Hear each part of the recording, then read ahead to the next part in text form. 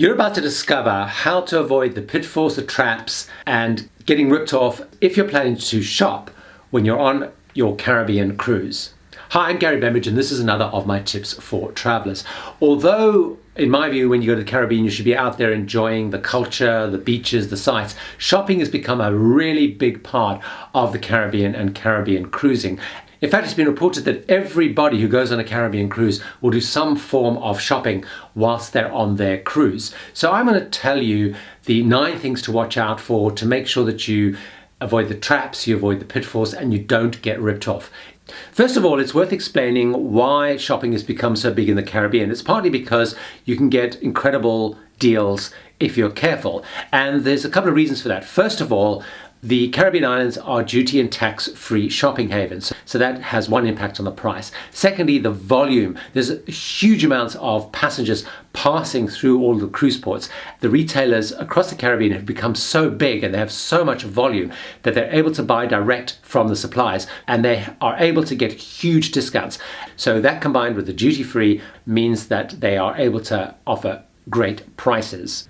Also, what's happened around shopping in the Caribbean for cruise passengers is these shopping advisors have emerged, which are partnerships between the cruise lines, the big chains, to encourage people to shop and to try and give them incentives to shop in certain stores.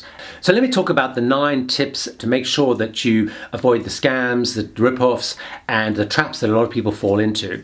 First of all, it's about the itinerary. Now, depending on how important shopping is to you, there are 3 different types of ports and 3 different types of experiences. First of those, which is probably the most prevalent across the Caribbean, are the big cruise port shopping malls. And you'll find pretty much every port you get off has a mall that you have to go through. To go on excursions or go anywhere, you have to go through this big shopping mall.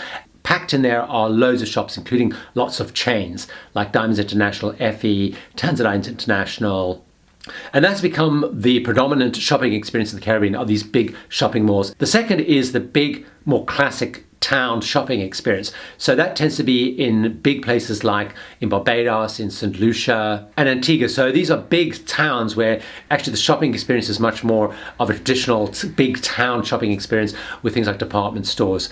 The third is the much more traditional shopping and craft market type setup. These tend to be in smaller ports and slightly more eco ports. So you'll find, for example, in Dominica that you don't have the big shopping mall when you come off the ship, and you'll find much more local markets. So based on your shopping passions, as you look at an itinerary, bear in mind that if you're looking to buy things like diamonds and watches, those big traditional malls are really where you're going to find most of those deals.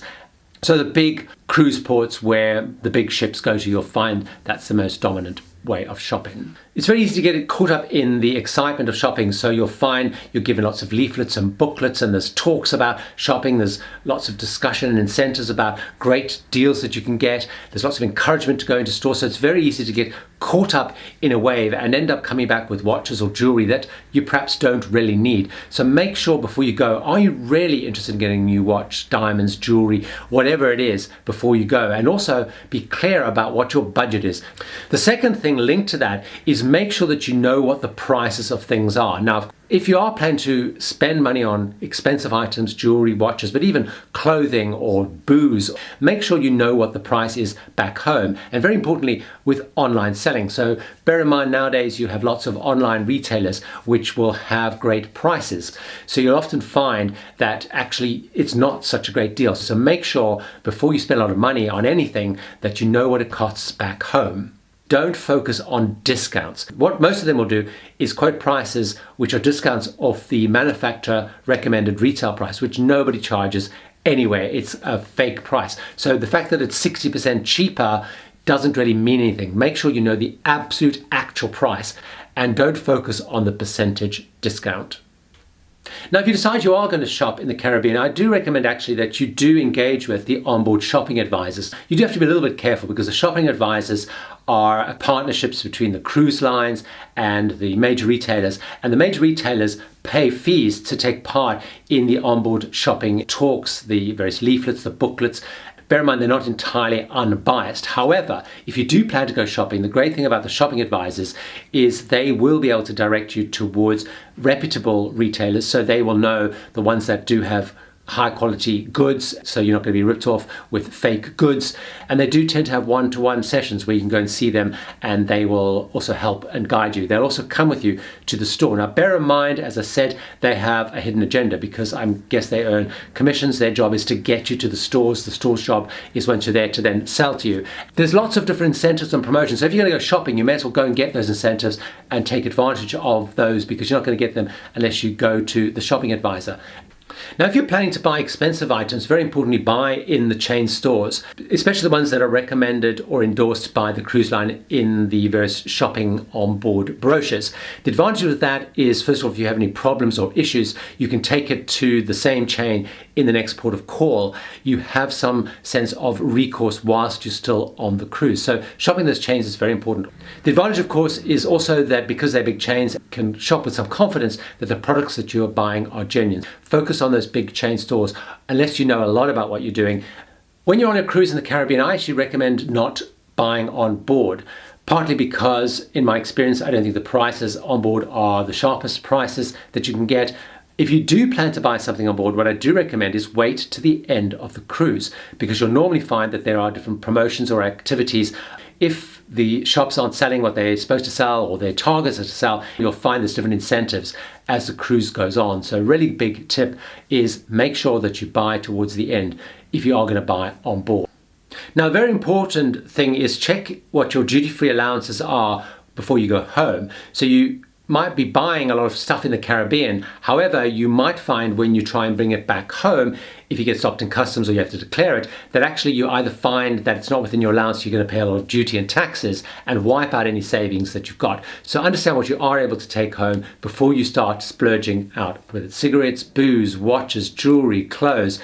Based on what you're planning to buy, time your shopping really carefully. So what is really important, if you want something made, you maybe have some jewelry adapted, go shopping really early when you get to the port, and then you can go and head off on your excursions or whatever, because then they have time to fix it, repair it, adapt it, adjust it by the end of the day. Now, in many cases, a lot of these chains will also arrange to deliver the products to the ship. So also check if that's possible. So the great thing is you go out, do your shopping, get things lined up to be adjusted or changed, and they will make sure that it gets to you on board the ship. If you are unsure, shopping towards the end of the day might create some pressure on the salesperson to give you more discount. When you're in a shop, just haggle. Now, the idea is if you've gone shopping with the shopping advisors, they will give you some guidance, but do haggle. There is an expectation, rightly or wrongly, that you should be haggling when you're in these stores. So do give some pushback, and particularly if you're shopping it later in the day, depending on how the shopping's gone on budgets, you might find that you have a little more leverage. Another thing that I really strongly recommend you do is try and break away out of those malls, out of those ports, and try and find some local markets. Try and buy some local products, handcrafted products. You'll find many of those shops in those malls. A lot of the souvenirs and products are pretty generic and are not necessarily even made in the Caribbean. And you'll find they're pretty much the same across every island, just with the island name changed. So actually try and get into some local markets and buy some local products. So support the local economy. One of the big challenges with cruise passengers going to ports is they might ship in, ship out, they might shop in those malls, in those internationally owned chains, and a lot of money is not actually going into the economy. So please get out and support the local markets. In some ways, personally, I think it's a little bit unfortunate that shopping has become such a big part of the Caribbean experience. However, that's the nature, and a lot of people clearly want to shop, otherwise it wouldn't happen. There is some things that you need to do to make sure that you don't fall into the traps, the tricks. Bear in mind, these shops are extremely experienced and very knowledgeable, and they know how to manipulate and get passengers to spend a lot of money. So make sure that you're well prepared and use these tips to make sure that you know exactly what you want to buy, how you want to buy it, how much to spend, and basically the limits of what things cost, to make sure that you don't fall into the traps and you don't get ripped off. I cannot stress enough how talented and strong these shops and these retailers are at getting people to buy things when they're in the Caribbean. And you are funneled into those malls to shop, and they know how to extract every penny. Hope you find that helpful. It's given you something to think about. I'd love it if you watch many more of my Tips for Travelers videos. They're designed to help you make the most of your very precious travel time and also money, whether it's at sea, on land, or on the rivers.